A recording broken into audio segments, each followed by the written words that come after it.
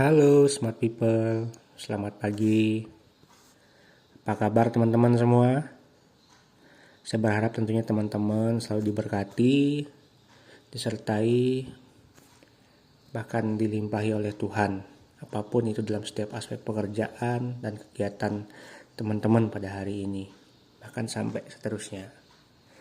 Oke, kembali lagi kita di program Street Justice, konten smart people yang selama ini sudah lama, tempat di mana kita membagikan firman Tuhan, sharing tentang kehidupan, dan banyak juga yang dimana teman-teman pun sudah banyak ambil bagian untuk memberikan atau untuk mengisi program di konten Smart People ini.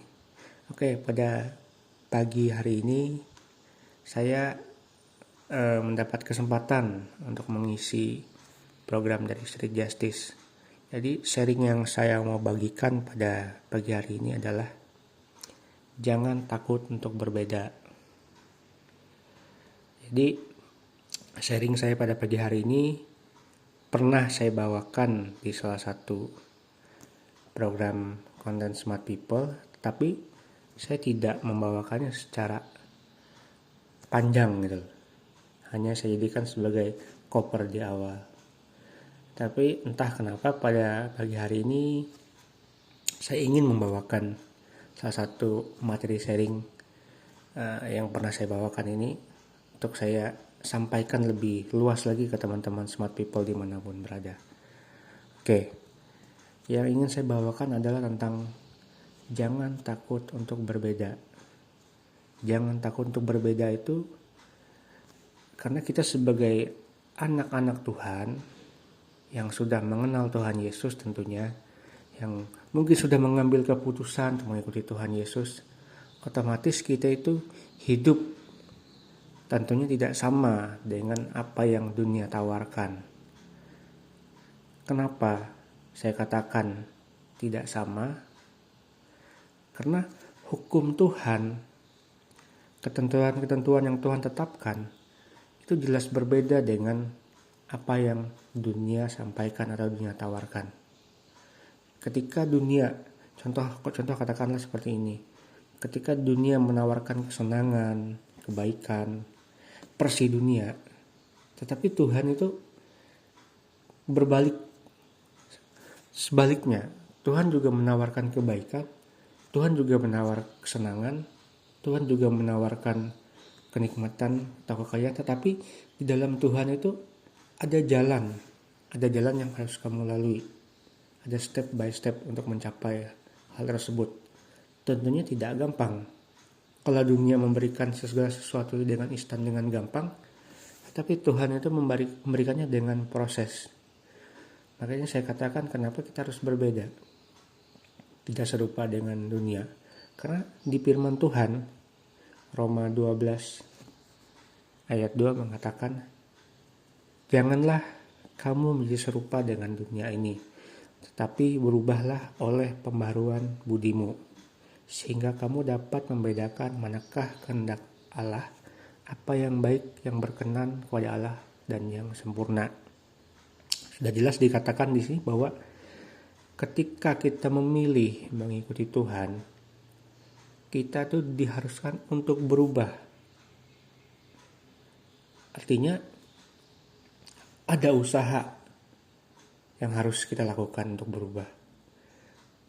Karena dalam mengikut Tuhan tadi, ketika kita mengambil keputusan untuk belajar menjadi apa yang Tuhan kehendaki, itu tidak langsung tiba-tiba berubah teman-teman. Mungkin ada sebagian teman-teman yang ketika sudah kenal Tuhan, yang awalnya dari kehidupan yang tidak benar, tetapi tiba-tiba ketika sudah mengikuti Tuhan langsung berubah, langsung 360 derajat. Yang awalnya kehidupannya buruk tiba-tiba menjadi baik. Itu memang ada. Tetapi tidak semuanya orang mengalami jalan seperti itu. Karena jalan atau proses orang-orang yang mengikuti Tuhan itu pasti beda-beda. Cuma ditekankan di sini, berubahlah oleh pembaruan akal budimu.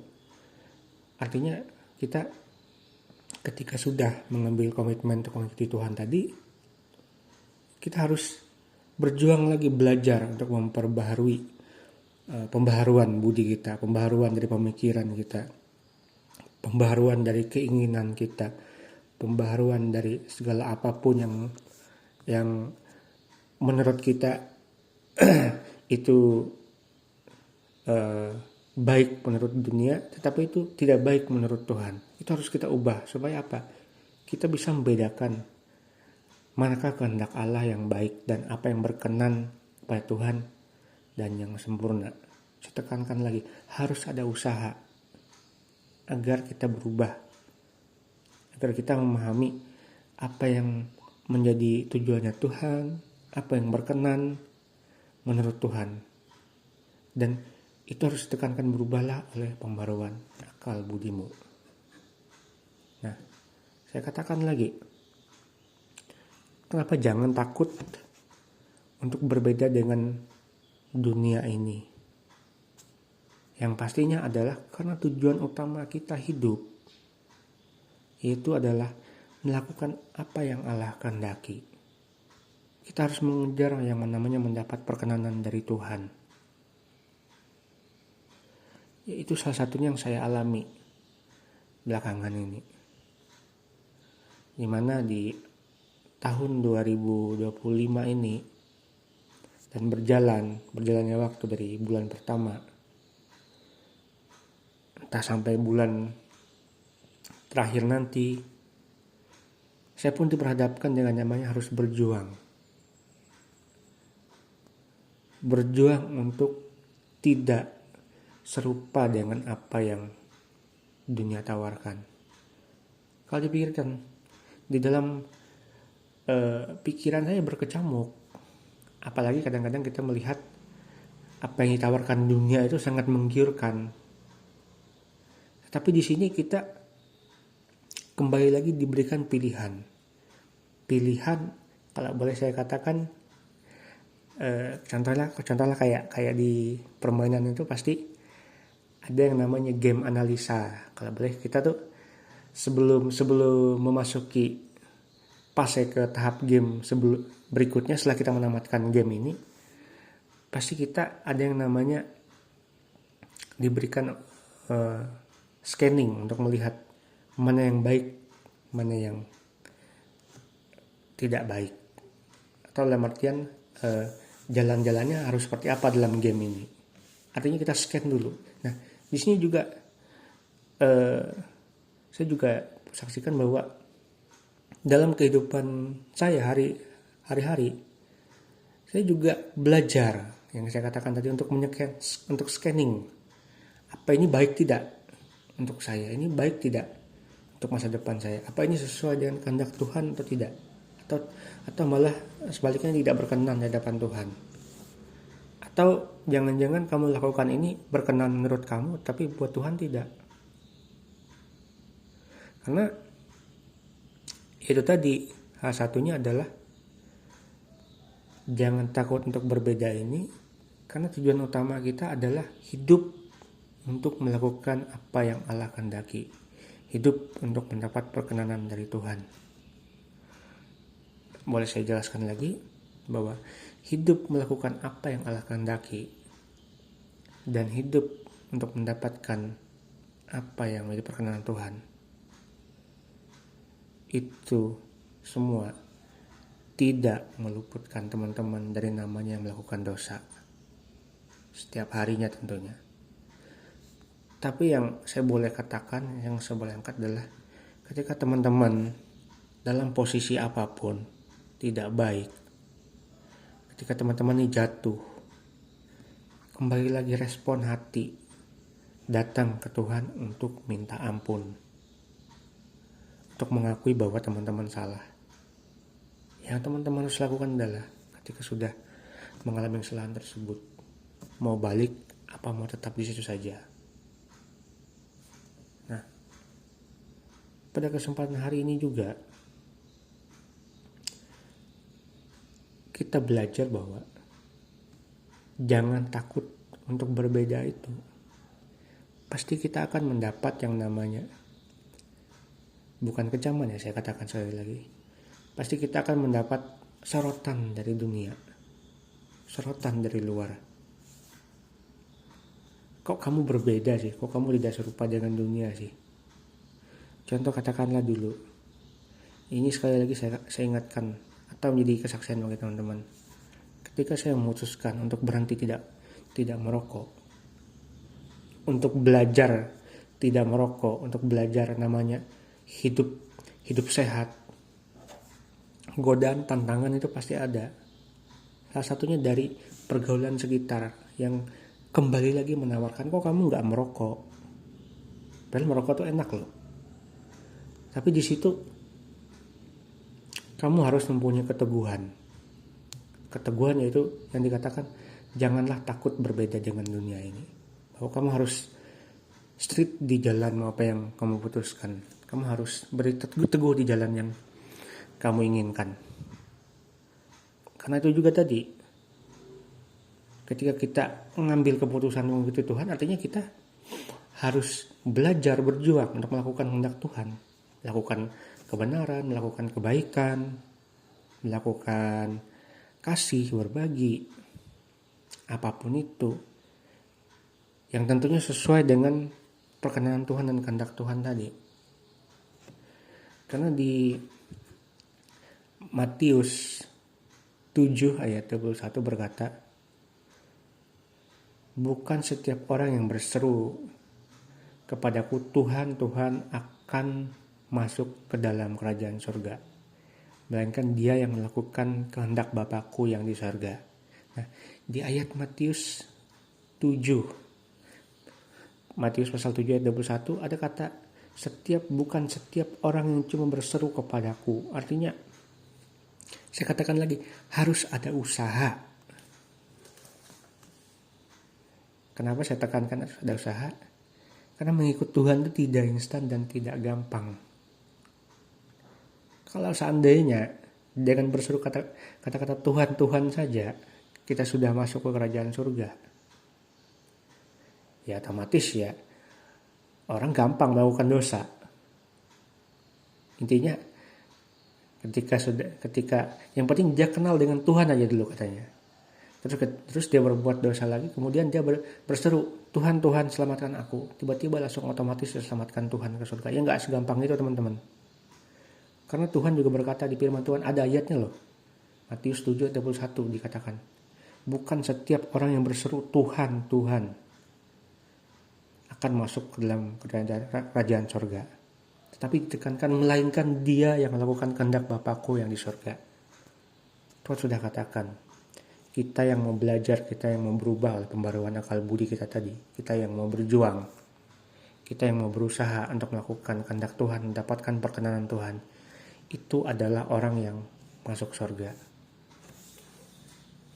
Mendapat perkenanan Tuhan dan melakukan kehendak Tuhan apa sih teman-teman? Banyak. Di dalam satu Alkitab itu adalah isinya tentang hukum-hukum dan kehendak Tuhan. Artinya, di dalam Alkitab tadi ada keadilan Tuhan dan ada kebenaran Tuhan. Kebenaran Tuhan sekali lagi mengatakan, orang yang melakukan kehendak Bapakku di surga itu akan masuk ke surga. Yang melakukan kehendak Tuhan itu satu kebenaran yang tercatat di Alkitab. Dan keadilannya apa? Bukan setiap orang yang berseru kepadaku Tuhan, Tuhan akan masuk ke dalam kerajaan surga. Artinya Tuhan itu adil. Pernah saya katakan bahwa Tuhan itu seperti dua sisi mata uang. Ada kebenaran dan ada keadilan. Kebenarannya, jika kamu lakukan firman Tuhan dan kehendak Tuhan, melakukan hukum-hukumnya, kamu akan mendapat perkenanannya. Entah kamu mendapat berkat dari Tuhan, mendapat perlindungan, penyertaan Tuhan. Tetapi ketika kamu tidak melakukan kehendak Tuhan dan hukum-hukumnya Tuhan, malah kamu berbalik melawan, mengeraskan hati, ya kamu akan mendapatkan hukuman dari Tuhan. Itulah yang saya bilang adalah sisi keadilan dan kebenarannya Tuhan. Ya teman-teman, yang saya bagikan adalah di Matius 7 ayat 21 ini tadi, teman-teman harus bisa dan mengerti bahwa mengikut Tuhan itu tidak instan, dibutuhkan perjuangan. Sekali lagi saya tekankan, dibutuhkan perjuangan untuk menjadi berbeda dan tidak sama dengan dunia ini. Dibutuhkan perjuangan, bukan instan, tapi harus ada keinginan atau kehendak untuk berubah. Nah, makanya teman-teman jangan takut untuk menjadi berbeda dengan dunia ini. Terus, jika kita menjalankan apa yang Allah kehendaki, tentunya kita akan bisa hidup berkenan di hadapan Tuhan. Sudah saya tekankan di Matius 7:21 tadi kan, bahwa orang yang melakukan kehendak Tuhan akan masuk ke dalam kerajaan surga. Ada juga ayat firman Tuhan yang untuk menambahkan dari Matius pasal 7:21 tadi. Kita akan belajar di 1 Yohanes 2 ayat 17. Firman Tuhannya mengatakan bahwa dan dunia ini sedang lenyap dengan keinginannya, tetapi orang yang melakukan kehendak Allah tetap hidup selama-lamanya. Kalau boleh saya katakan, di dunia ini apa yang dunia tawarkan itu tidak ada yang abadi, teman-teman. Kamu lihat dunia dengan segala keinginannya, dengan segala kemewahannya, dengan segala apa yang dia tawarkan, itu tidaklah abadi dan tidak kekal. Karena suatu saat semuanya akan lenyap.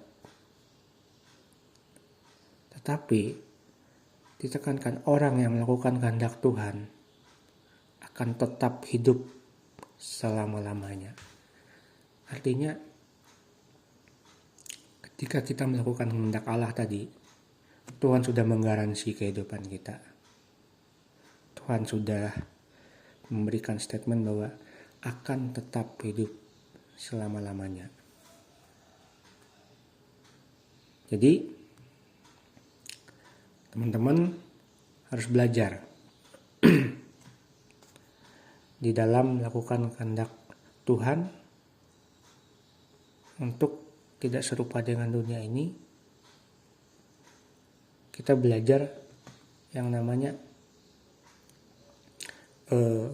untuk menyelipkan keinginan daging kita, menyelipkan keinginan diri kita, menyelipkan hal-hal yang itu kesenangan buat kita. Tapi belajar untuk kita tekan, untuk kita tidak lakukan. Tapi yuk kita belajar untuk melakukan apa yang Tuhan mau. Contoh katakanlah, saya juga bersaksi. Mungkin teman-teman yang mendengarkan ini, ada sebagian dari teman-teman pelajar, atau teman-teman yang sekolah. Kalau dikatakan, apakah menyontek itu berdosa? Ya, teman-teman, menyontek itu berdosa. Dan harusnya tidak dilakukan. Saya berbagi ini karena kenapa? Karena juga saya adalah seorang pelakunya. Nah, ketika kamu belajar untuk menjadi berbeda seperti tidak dunia lakukan, ketika kamu ikut Tuhan, di dalam pekerjaanmu atau dalam studimu, ya kamu harus belajar. Untuk menjadi yang terbaik terus belajar, ada perjuangan. Tidak instan, dan saya katakan tadi tidak menyontek itu salah satunya adalah belajar untuk menyelipkan diri, untuk tidak mengikuti apa yang dunia tawarkan. Entah dalam pekerjaan bisnis, itu pun sama. Kita tidak boleh tipu-tipu. Kita tidak boleh, ya kalau saya katakan, karena saya pernah belajar dan pernah terjun, pernah menggeluti dunia marketing. Saya sedikit tahu bagaimana banyak trik-trik yang dilakukan teman-teman di dalam dunia marketing yang tidak sesuai dengan kebenaran firman Tuhan, yang bertentangan dengan saya. Karena saya pun juga pelakunya juga, itu loh. Tetapi saya ingatkan lagi bahwa hal-hal yang itu sifatnya tidak panah dan tidak abadi, malah membawa kita menjadi berdosa, teman-teman. Belajar sebagai anak-anak Tuhan bahwa apapun kita, dalam kondisi pekerjaan kita, kondisi pendidikan kita, belajar untuk jujur, belajar untuk melakukan kebenaran, berubah oleh akal pembaruan budimu, karena itu yang Tuhan inginkan. Walaupun rasanya susah, harus penuh dengan perjuangan, tapi ingat teman-teman, apa yang kita lakukan dengan penuh perjuangan, ketika itu mendapatkan perkenanan dari Tuhan, itu tidak sebanding dengan apa yang dunia tawarkan. Artinya apa? Ketika kamu mendapatkan perkenanan dari Tuhan, berarti kamu sudah melakukan kehendak Tuhan, melakukan kehendak Bapamu yang di sorga. Dan Tuhan kasih juga statement bahwa orang yang melakukan kehendak Tuhan tadi akan hidup selama-lamanya. Jadi teman-teman, ingat ya teman-teman, kita ini sudah lunas dibeli mahal oleh darah Yesus. Kita sudah ditebus, jadi miliknya, menjadi hambanya, jadi pakai untuk pelayanan. Buat teman-teman yang sudah mengenal Tuhan, yang sudah lebih dalam lagi mengenal Tuhan, ingat, kita tuh tidak boleh hidup semau kita sendiri. Karena di dalam 1 Korintus 6 ayat 19-20 itu mengatakan, atau tidak tahukah kamu bahwa tubuhmu adalah bait Roh Kudus yang diam di dalam kamu, Roh Kudus yang kamu peroleh dari Allah, dan bahwa kamu ini bukan milik kamu sendiri, sebab kamu telah dibeli dan harganya telah lunas dibayar. Karena itu muliakanlah Allah dengan tubuhmu. Itu teman-teman, kita ini udah dibeli lunas, udah dibayar oleh Tuhan Yesus yang sudah mati buat kita di kayu salib, menyelamatkan kita. Dan kita menerima anugerah dan pengampunan itu dengan cuma-cuma, free dari Tuhan. Tuhan sudah menyelamatkan kehidupan kita, menyelamatkan tubuh kita. Tugas kita adalah kita tidak boleh hidup semau kita sendiri. Untuk kita yang sudah mengenal Tuhan, harus ada aturan, harus ada hukum-hukum Tuhan yang kita kehendaki, yang kita lakukan, kita taati. Agar apa? Tidak lain, semua itu adalah agar kita itu berkenan, agar kita itu bisa diterima Tuhan di kerajaan surga. Karena selama hidup pun, ya kita memang sekali lagi saya katakan tidak pernah namanya luput dari dosa. Tapi jangan sia-siakan apa yang sudah Tuhan beri, apa yang sudah Tuhan tawarkan. Yuk kita belajar untuk menjadi pribadi yang hidup berbeda dari dunia, yang tidak sama. Artinya kita bisa saja, kita boleh menikmati dunia ini, menikmati apa yang dunia tawarkan, menikmati segala kebaikan yang dunia beri, asalkan kita hidup itu sesuai dengan kehendak Tuhan, sesuai dengan rencananya Tuhan, sesuai dengan hukum-hukumnya Tuhan. Jadi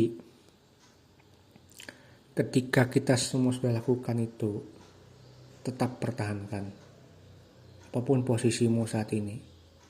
Mungkin kamu terpuruk, kamu jatuh, yuk cepat-cepat bangkit, cepat-cepat minta ampun sama Tuhan, dan belajar, kejar lagi perkenanan tersebut, agar kita bisa hidup sesuai jalan-jalan dan hukumnya Tuhan.